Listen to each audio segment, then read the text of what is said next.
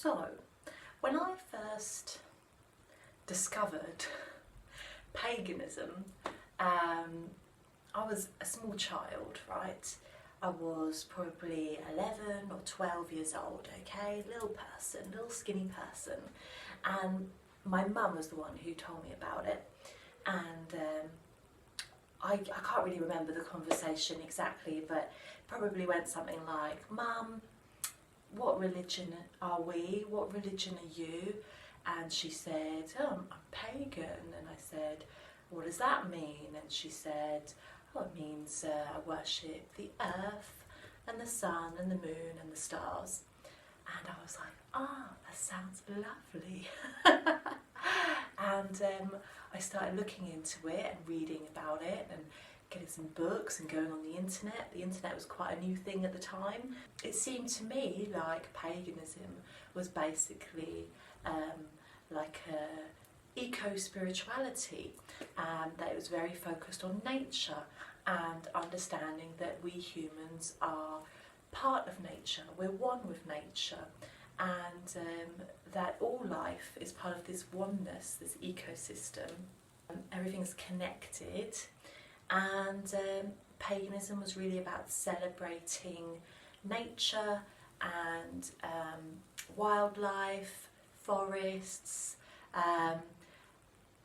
everything to do with the environment, and that's what it seemed to be to me. And I thought, wow, this is perfect, because I loved nature. I was only a little kid, maybe I was quite naive and whatever, but I loved nature, and I believed that it was a good thing to protect nature and to not destroy the environment. And that was a big influence on, shaping who I am today.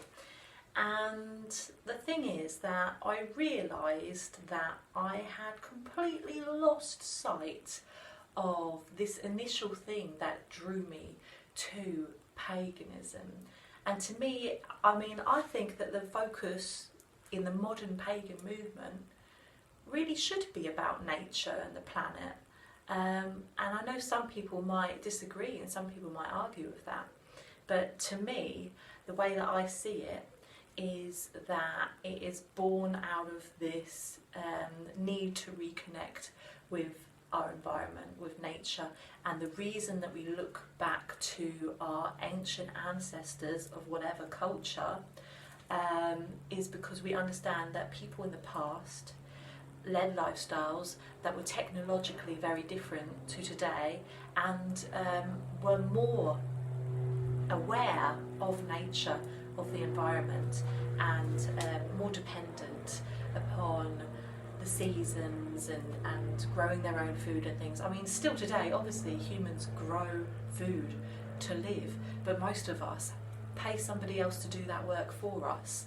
And I think it is that system of sort of capitalist consumerism that has made a lot of us feel completely disconnected from that process of, like, where does our food come from? Where do our things come from? And we completely lose sight of the environmental impact that our consumerism has, and the way that our lifestyles today affect the environment. And I think a lot of people will say, well, this is a very middle class problem, and that it's something that middle class people pretend to care about but aren't actually willing to change their lifestyles for. Those are the kind of comments that I've been hearing lately in regards to things like climate strikes and all these protests and things for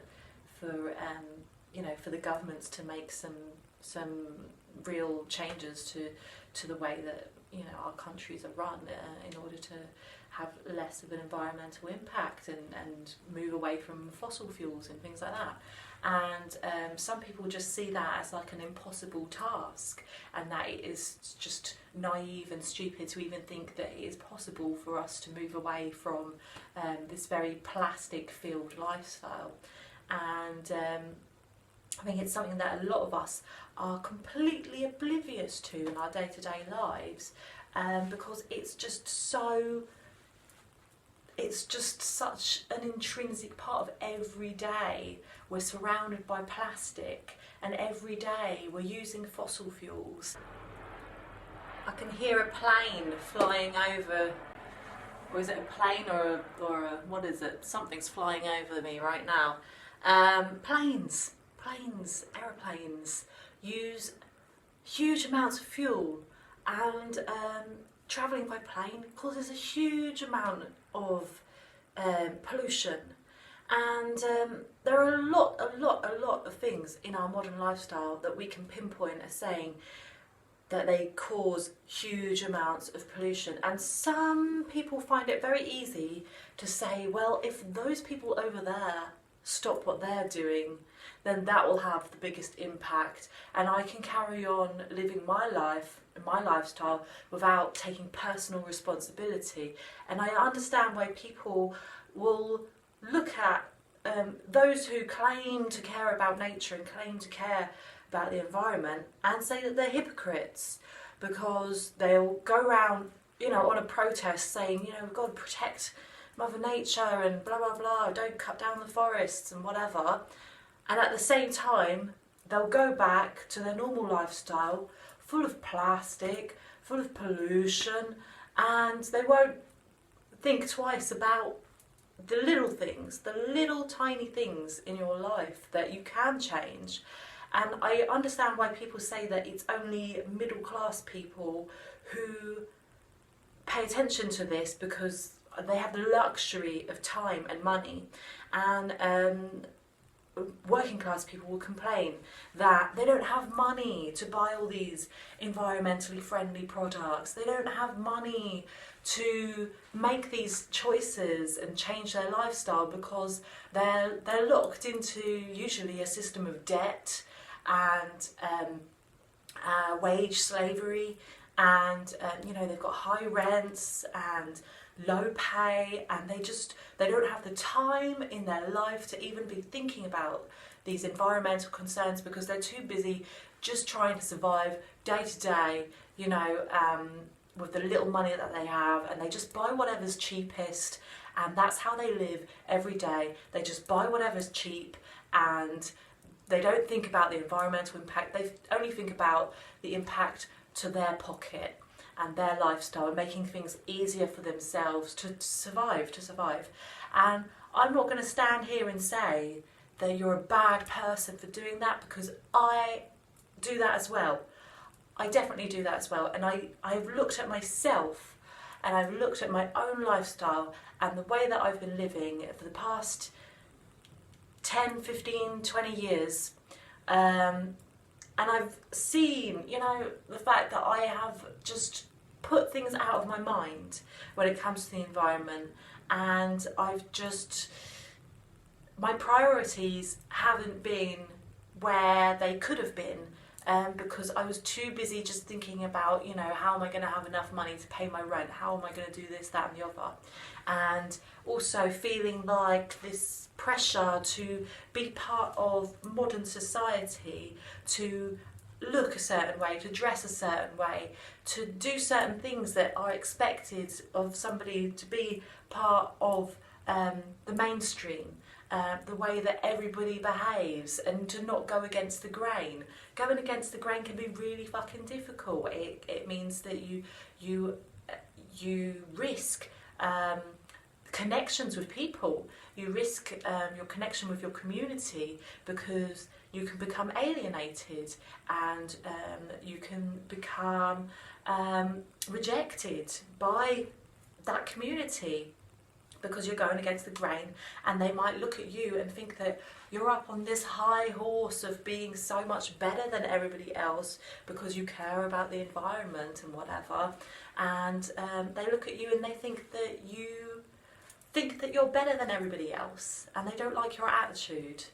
And that is something that, you know, I really struggled with, because I was really scared of people rejecting me and people taking a dislike to me and thinking that I am judging everybody, and that I am that I think that I'm morally superior to everybody. And I don't want I don't want that. I don't want people to think that, because I want people to know that being environmentally conscious is something that is accessible to everybody. Everybody can be part of that.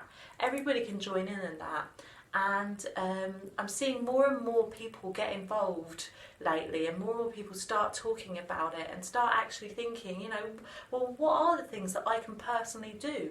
What can I do as an individual? Because we might think to ourselves, you know, if we're going to save the planet, then we're going to need government action.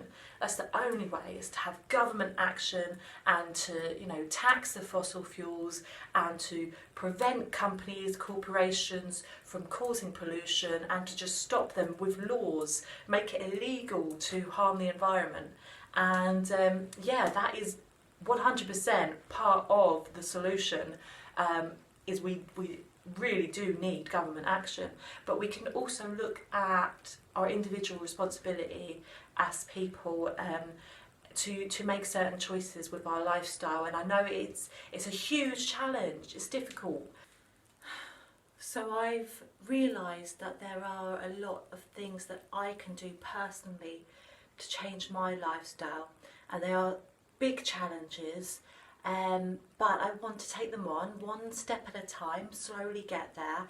And I've been joining a lot of different Facebook groups that give some really good advice for zero waste lifestyle, and all these different green choices that we can make.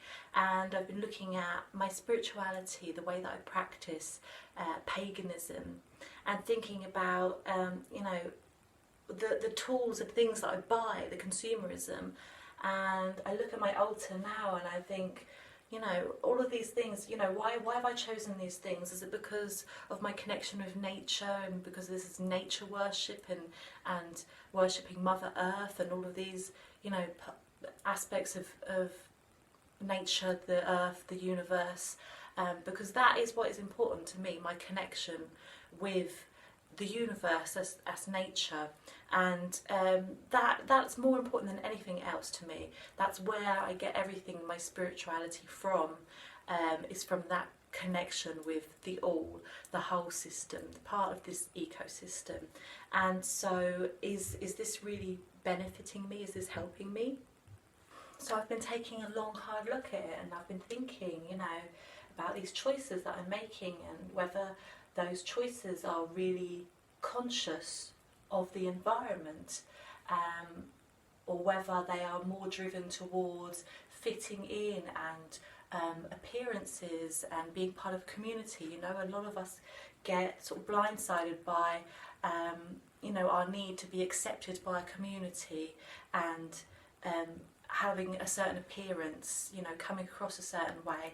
But in all of that, I think I lose my focus, and I realise that what I'm doing is more for show than it is for me and my spiritual nourishment, and really being true to what I believe in. So these are some really difficult things to sort of realise and come to terms with, and try and adjust myself to, but I think it's really, really worthwhile, and I feel really excited actually about making these changes and sharing those changes with you as I progress. So thanks for watching this, and I'll put some links to social media down below so you can keep up with what I'm doing and share some ideas. Thanks for watching. See you in the next video. Bye.